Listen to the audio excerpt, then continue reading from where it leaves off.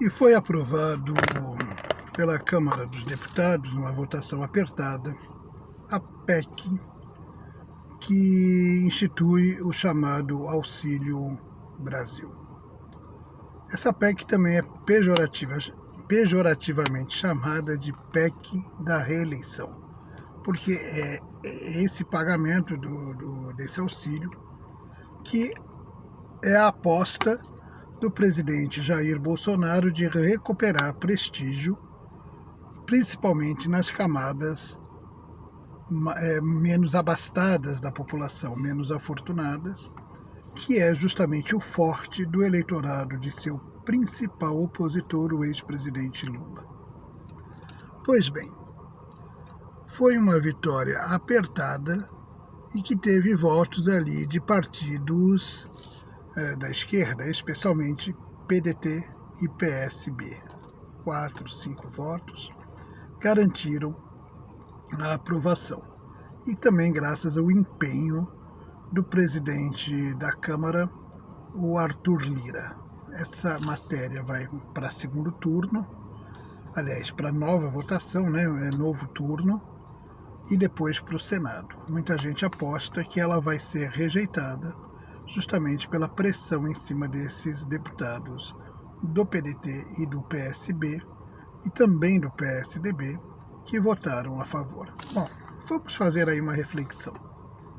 Nem governo, nem oposição estão realmente preocupados com o auxílio e com o pagamento desses valores. Ou seja, não estão preocupados com quem vai receber. A oposição se preocupa em não colocar azeitona na empada de Bolsonaro e Bolsonaro simplesmente se preocupa em garantir mais 4 anos de governo. A verdade é essa. Porque essa PEC também pode ser chamada de PEC do calote dos precatórios, né? Porque daí é que vai sair o dinheiro.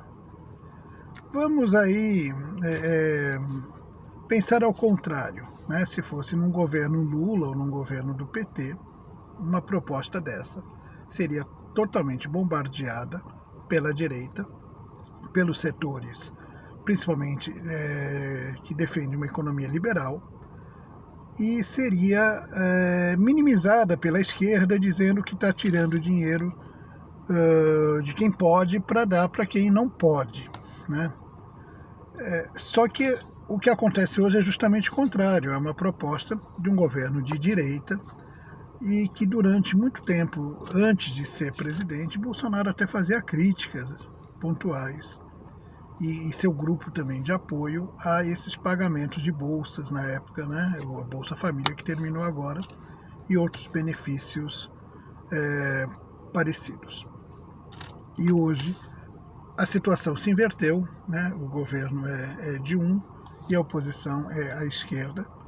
E também não está muito preocupada também com a fome das pessoas e com a necessidade. Está preocupada em não garantir a Bolsonaro um trunfo para seu projeto eleitoral. Uma coisa também que chama bastante atenção é o divórcio que existe entre as direções partidárias de alguns partidos e os deputados, né?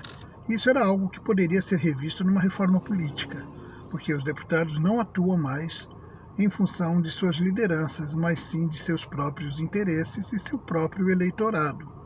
Não estou criticando, é um fato, né?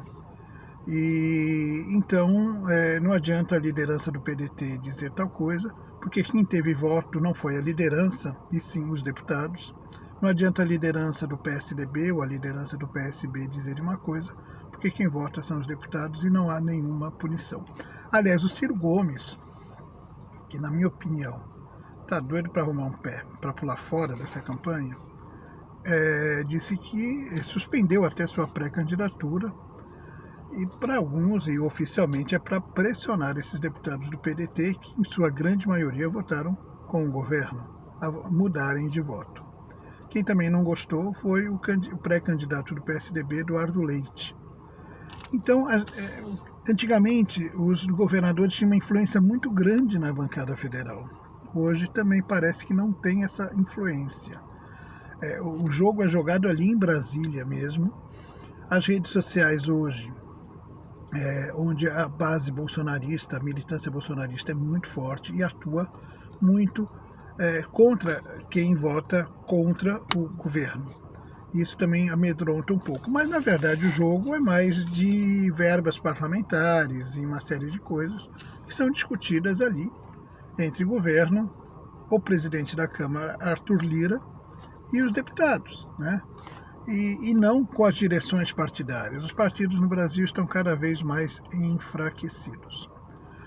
Deltan Dallagnol, mudando de assunto, Deltan Dallagnol também está saindo do Ministério Público, no mesmo período que Moro também se filia ao Podemos para ser candidato a presidente. Dallagnol não se manifestou se vai ser filiado a algum partido, mas dá indicações de que realmente pretende entrar na política.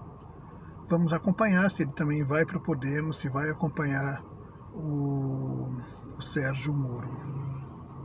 E também a gente pode mais para frente fazer uma reflexão sobre esse rumo, né, do Dallagnol e do Sérgio Moro para a política partidária e para a política eleitoral.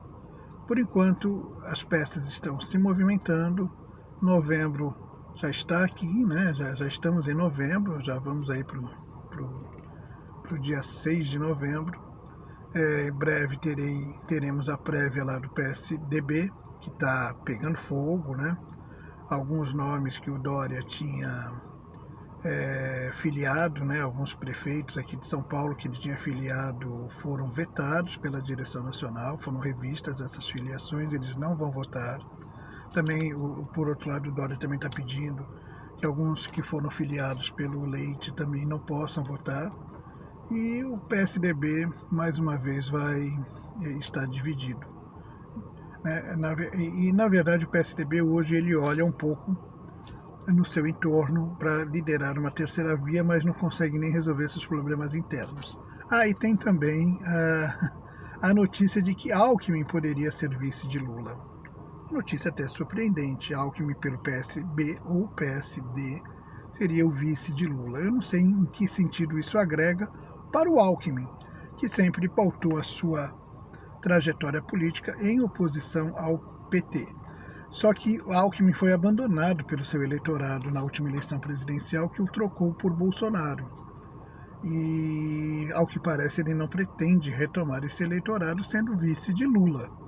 Talvez sendo candidato a governador em São Paulo, sim, contra Dória, né? Dória inimigo de Bolsonaro. O eleitorado bolsonarista podia cair aí para os braços de Alckmin. É outro jogo aí, é outra situação que tem que ser analisada, porque talvez ele indo para o PSB, o Márcio França sairia candidato a governador aqui de São Paulo, talvez até com o apoio do PT, o que eu acho muito difícil. O PT abre mão da candidatura do Fernando Haddad. E o partido é uma coisa, o eleitorado é outra. Eu não vejo a militância petista trabalhando para Márcio França, muito menos para Geraldo Alckmin, caso o PT apoiasse Alckmin. Vai acontecer o que aconteceu na última eleição para a Prefeitura de São Paulo, em que o candidato oficial do PT, o Tato, foi abandonado pela militância e pelo eleitorado de esquerda, que acabou votando no candidato do PSOL, o Guilherme Boulos. E o mesmo poderia acontecer aí nessa candidatura, nessa campanha ao governo do estado de São Paulo. Novembro começa quente e o tempo também está esquentando na política, né? Então vamos aguardar essa votação. Talvez até essa PEC seja derrubada, porque foi muito apertada e existe uma pressão em cima desses votos.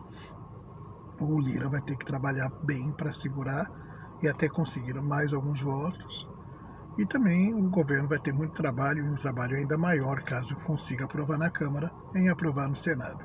E como ficam as pessoas que dependem desse dinheiro, hein? Isso não parece prioridade para ninguém.